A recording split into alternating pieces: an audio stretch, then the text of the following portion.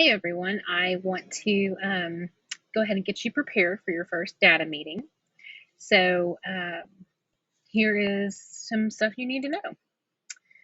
So the very first thing is I want you to understand that all assessment is a perpetual work in progress. Linda Suski said it very best. This is not an end point, this is actually a beginning point. And um, for sure, this data meeting is going to be that. It's going to be a beginning point. In the email, I wanted to kind of go over real quickly some of the different resources that I gave you links to. So you have a link to your data analysis charts, which we're going to talk about how to use those. You have a link to blueprints for any STAR test. You also have those in your planning binder that your instructional coaches gave you. And then the same thing with the raw score conversion charts. Those are also in your binder. Directions to print reports from DMAC. And I also gave you this, the printouts of this actual presentation as well. Okay, so make sure you go to all of those things and print out what you need. So for our data meetings, there are some requirements. The first, let's see, it's not working. The first thing that I want you to know is I need you to fill out the first two charts of the data analysis charts. Give it a shot. I understand if you get stumped or if you have absolutely no idea, that's where the collaboration comes in. But I do want you to at least be able to tell me what your students know and don't know. And so with those charts being able to be filled out, that's what we're going to be able to start with. And then I also want you to be able to, or I want you to bring the following things with you. I want you to bring those data analysis charts. And I also want you to bring at least 1 to 2 data celebrations, because you know there are some. And instead of just focusing only on the bad, I want us to be able to focus on the good too. The blueprint for your test, if you don't have a STAR test, then the test that's closest to yours. So for an example, kindergarten does not have a STAR test, thank goodness, because that would just be crazy.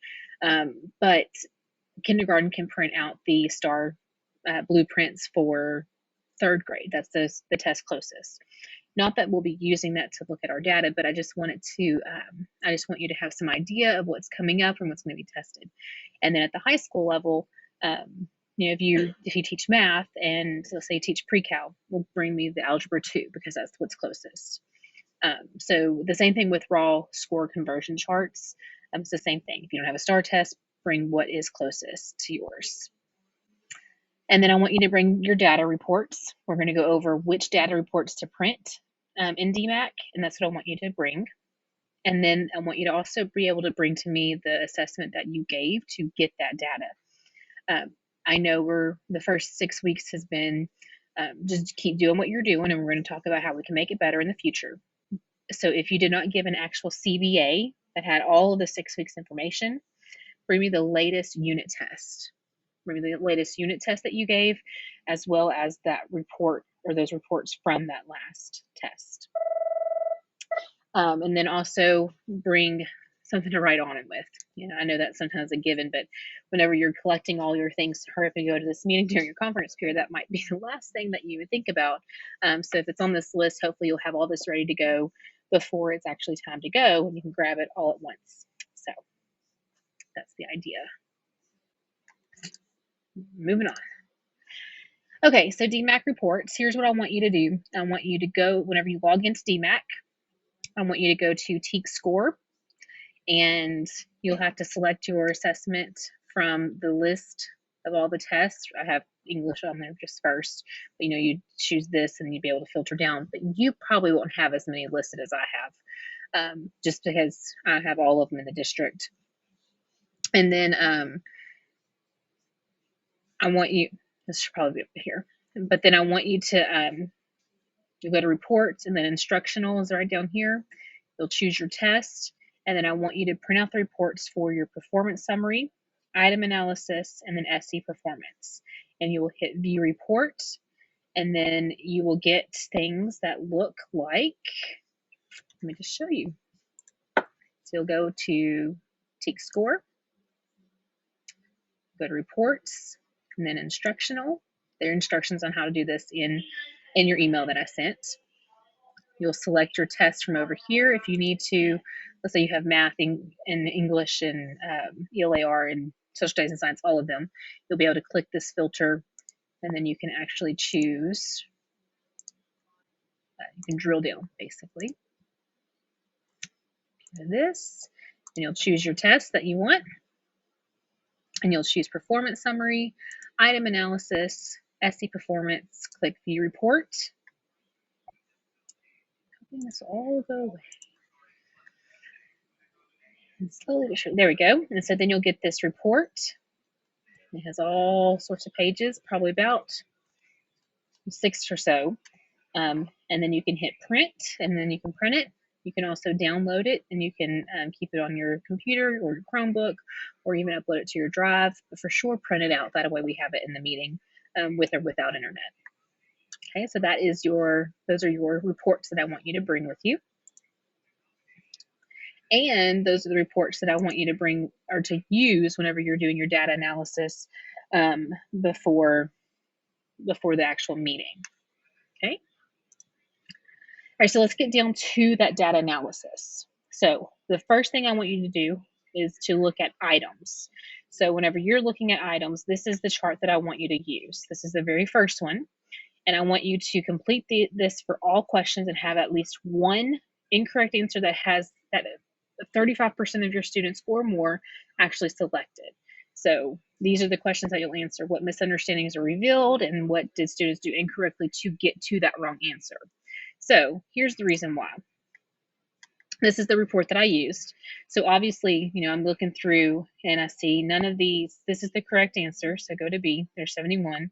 Nothing else is going to be 35% or more. So this front page is good to go. With this test that I selected from 2019, the only one that had answers, an incorrect answer that had 35% or more selected was number 20 on this test. And you can see the correct answer is G. So there's your 48% there.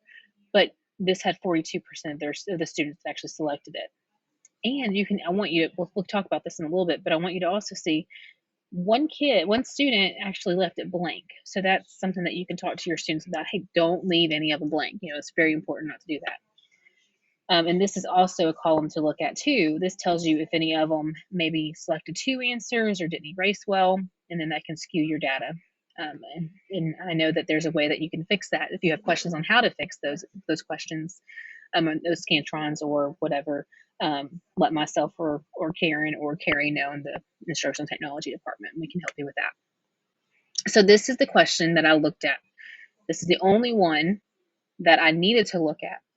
And the reason why I want y'all to look at this is because if you have almost half of your students, or at least a quarter or a third of your students that are selecting a wrong answer, then something is happening. There's a misunderstanding. Maybe the question's not right. Maybe that answer choice, maybe there were 2 correct answers. You don't know. That's something to make you dig deeper and look at.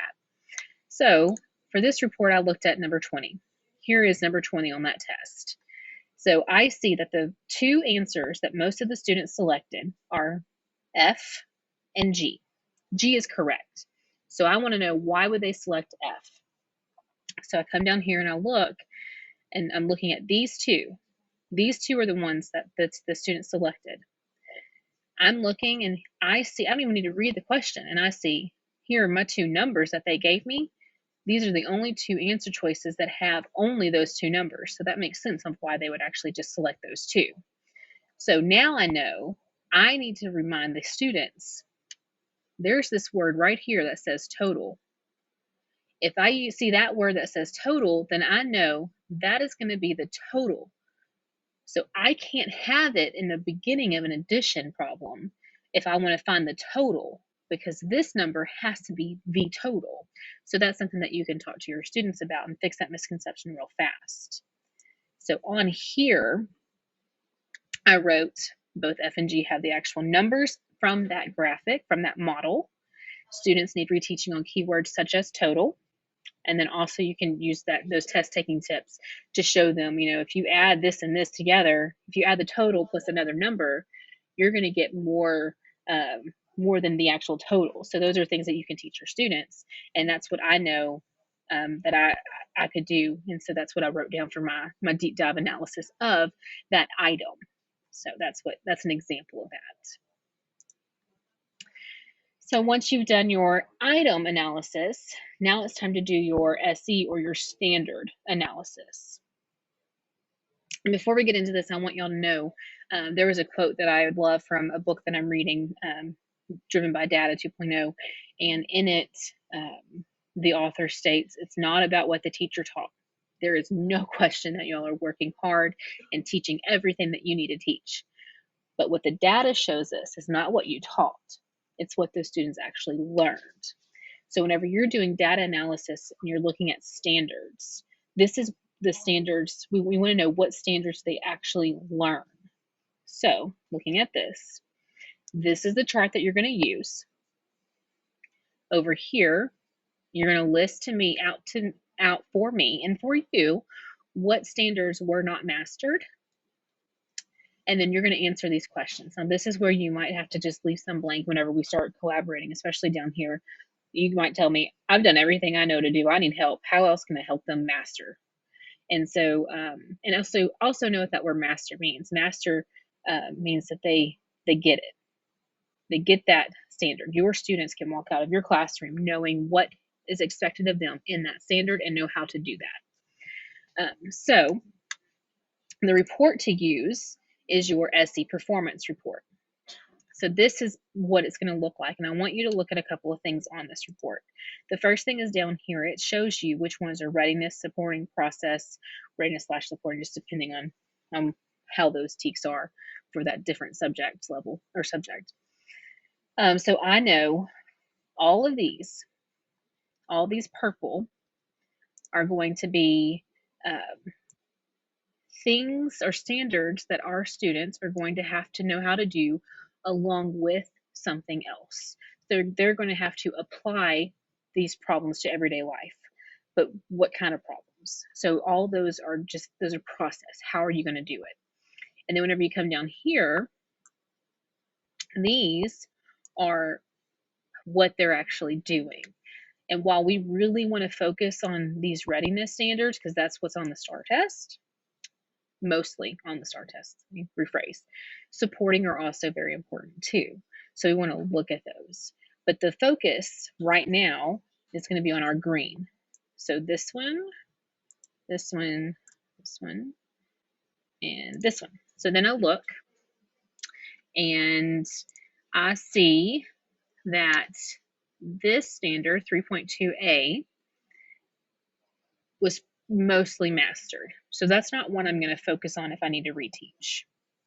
Then I come down here, 3.2d, the same thing, mostly mastered. 70% of the students mastered that.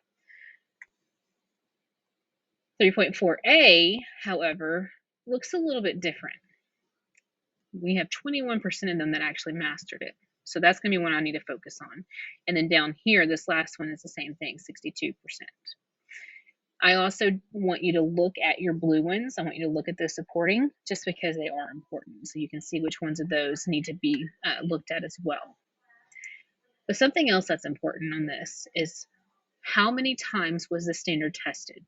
If it has a 1 and they didn't master it, it might not be true. So for example, this process standard, it was only tested 1 time. And with that 1 time, only 61% of them actually got that one right. But if it was asked in a different way, if it was asked with different vocabulary later, or different answer choices, who knows what it really would look like. So one question doesn't necessarily make or break that standard. Just keep that in mind whenever you're looking at data. And then obviously you want to look at the mastery. Let me my screen. So based on that report, this is what I did. I found 4A, is going back, maybe. So going back, 4A green, okay, 21% of them mastered. So that is a very low percentage that mastered it. So I want to go back and I actually want to look at those questions that tested 4A. And whenever I went back and I looked at it, there were so many of them that were gridables. I think that three of the 4 were actually gridables. So whenever I did the analysis over this, that's something that I put in there. Some misunderstandings, gridable questions. We don't know if it's that they didn't understand the standard, or if it's maybe they didn't understand how to do gridables. It's the beginning of the year, so that's something that maybe they didn't know how to do. So I would also, since this wasn't my class, I don't have any of the students' work, but I would also look at student work to make sure that this is the only gap, or if it's not, what do I need to reteach? For sure, what am I going to do to help them achieve mastery? Well, we're going to reteach gridables. If they're supposed to have remembered it from last year, they might not have remembered it. Who knows? Gridables are always a thing. So make sure that you look at those questions also that cover those standards, not just the standards themselves. So 4C was another one that we needed to look at. So I went back and looked at those questions. This one was tested one time, and the wording on it said which one is not the answer, which one is not correct. So this was a hard one for me because I didn't know if they didn't understand the wording of that question or if they just didn't master it. So that's something that we need to look at also whenever we create these assessments. So based on what I had in front of me, I know I need to teach them test taking tips to underline the word not, and then make sure that they don't just stop at the first one, because if the first one's right, or is it really the correct answer? And then 5A was another one, and this one had all to do about models.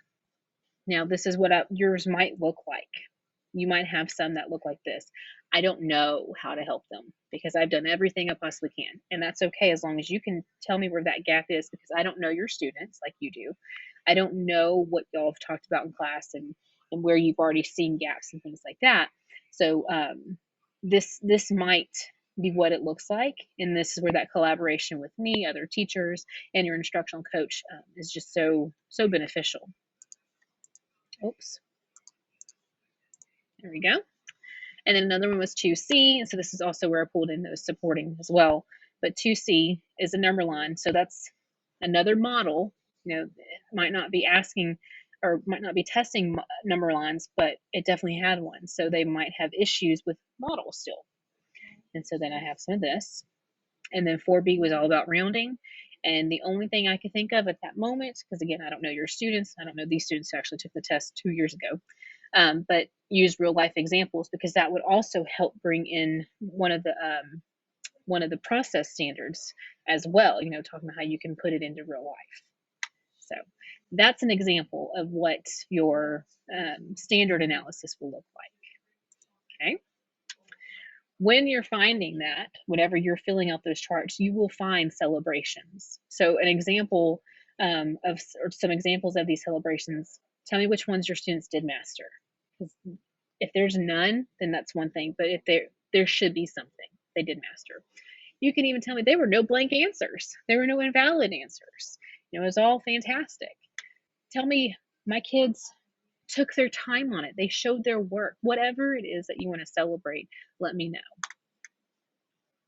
I also want to tell you with all the charts that you have, there's 2 more at the end, one that has it broken down for students, like you write down the student, their score, and then what their area of need is and things.